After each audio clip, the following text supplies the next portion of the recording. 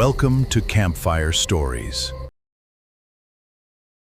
Pull up close tonight, friends. It's a cool one, and the story we've got is the kind that stays with you long after the fire dies down. We're going back to 1960, to a little motel on a lonely California highway, and to one of the strangest, bravest, most unsettling decisions ever made in the history of motion pictures. I'm Marty Shepard. And I'm Carol, and I want to say up front, I have seen this film probably 11 times, and I still watch the shower scene through my fingers. Every single time. That shower scene is precisely why we're here. But let's back up, because the movie itself is only half the story. The other half is what a 70-year-old director from London did to the entire film industry in about 109 minutes, and did it on purpose with a grin on his face. You know what always gets me? He financed it himself. The studios wouldn't touch it. They thought he'd lost his mind. He had. Gloriously. Alfred Hitchcock had just come off North by Northwest, glamorous, expensive, Cary Grant hanging off Mount Rushmore. And now he wanted to make a low-budget horror picture on his television crew's off days in black and white, about a man who kept his dead mother in the fruit cellar. The studios said no. So Hitchcock said fine, and wrote the check himself. Which means every cent of profit was his. The man was not just a genius. He was a genius with a very good accountant. The whole thing started with a paperback novel. Robert Bloch published Psycho in 1960, and it was loosely inspired by a real Wisconsin man named Ed Gein, who had done things in a farmhouse outside Plainfield that the newspapers could barely bring themselves to print. Grave robbing. Worse. A kind of madness that had a name once the psychiatrists got hold of it, but that most people had never heard of before. And here's the thing about Bloch. He lived about 40 miles from that farmhouse, and he barely knew Gein existed until the arrests. The monster was right there in his backyard, living quietly, and nobody knew. That's the part that would keep me up at night, even without a movie. Hitchcock read the book and bought the rights quietly, under a fake name, for $9,000. He didn't want anyone to know what he was up to. Then he hired a writer named Joseph Stefano to adapt it, and the two of them made a decision so audacious that when studio executives finally heard about it, they thought Hitchcock had genuinely gone soft in his old age. Tell them the decision, Marty. Because I remember the first time you explained this to me, and my jaw just dropped. They were going to kill the main character in the first third of the film. Janet Leigh, the star, the name above the title, the woman on every poster, was going to be dead before the movie was half over. In 1960, you simply did not do that. The audience came to see Janet Leigh.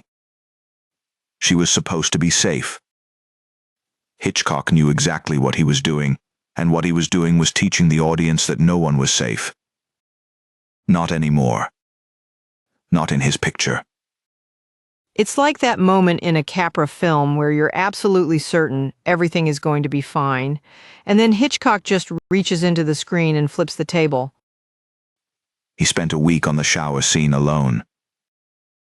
72 cuts in about 45 seconds. The actress was not actually stabbed, the knife never actually touched her, and yet people walked out of theaters convinced they had seen a woman murdered in graphic detail. It was architecture pure, cold, brilliant construction.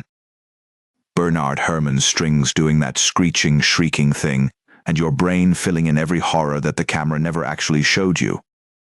I read once that Herrmann wrote the whole score in black and white, meaning he used only the string section, no brass, no woodwinds, and Hitchcock had originally wanted no music in the shower scene at all. Can you imagine? Herrmann played him the version with the strings anyway, and Hitchcock said, "You were right and I was wrong," which, coming from Hitchcock, was basically a ticker tape parade. Now, the man behind the motel desk, Norman Bates.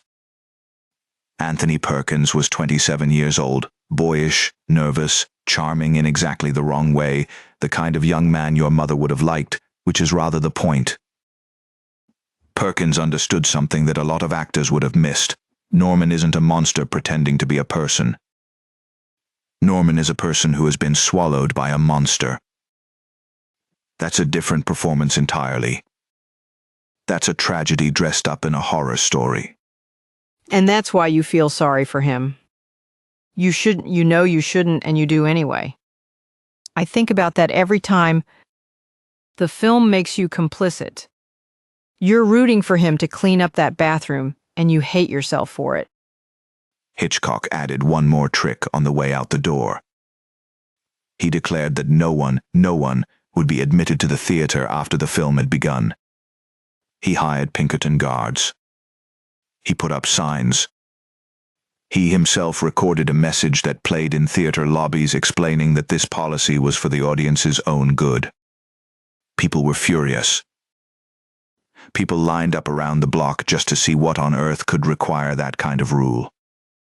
It was genius marketing, and it was absolutely free. You know what it reminds me of? We had a professor, remember old Professor Cantor? He'd lock the classroom door at exactly 5 past the hour. No exceptions. And the one time I was late, I stood in that hallway feeling like I had missed something that would never happen again. That is a feeling Hitchcock understood completely. Psycho cost approximately $800,000 to make. It earned somewhere north of $50 million in its first run. Hitchcock took his profits and bought a very large piece of California real estate, which seems about right. But the money is almost beside the point. What he'd done was crack something open in the culture, prove that an audience could be truly, deeply, lastingly frightened by a film without a single monster, without any supernatural element whatsoever. Just a motel, a highway, and the wrong decision at a crossroads. The wrong decision at a crossroads. That's the real story, isn't it? Marion Crane just needed one night somewhere cheap while she figured out what to do next. She was going to be okay. She had a plan, and she pulled off at the Bates Motel because the rain was heavy and she was tired. That's the part Hitchcock never lets you forget. The horror isn't the knife. The horror is that she stopped. And we've all stopped somewhere like that, tired, a little lost, telling ourselves it's just for one night. The film plants that seed and then it waters it at midnight for the rest of your life. I told our youngest daughter about that once. She was going on a road trip with friends, 19 or 20 she must have been, and I said, "Sweetheart, if a motel seems weird, just keep driving." She thought I was being ridiculous. I was absolutely being ridiculous. And I meant every word. Hitchcock finished the film, screened it for Paramount executives, and watched them sit in horrified silence. Then he turned the lights up and said, "I think it'll do." He was not wrong.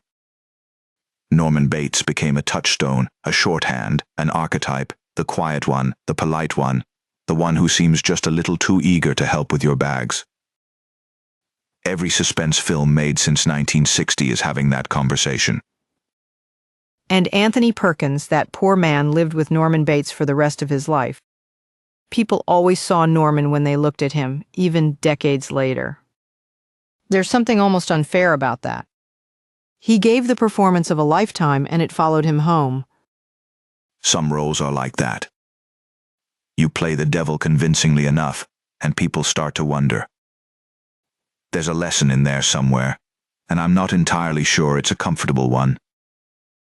What I do know is that Hitchcock made a film about the darkness that lives right next to the ordinary, in a roadside motel, in a quiet young man, in any one of us who's had a bad year and made one choice too many. He dressed it up in black and white, tuned the strings to something just this side of a scream, and let the audience do the rest. That's the Campfire right there. You don't need a ghost. You just need a vacancy sign on a rainy night and a director who knows exactly how much your imagination will do for free. So tonight, if you find yourself somewhere unfamiliar, with the rain coming down and a light on in the window, well, Just remember that some of the best stories don't need an explanation. They just need you to sit with them for a while and wonder about the road not taken. Some things are better left in the dark, where Hitchcock put them. I'm Marty Shepherd. Sleep warm, friends. And if you hear anything in the next room, it's just the pipes. Probably. Good night.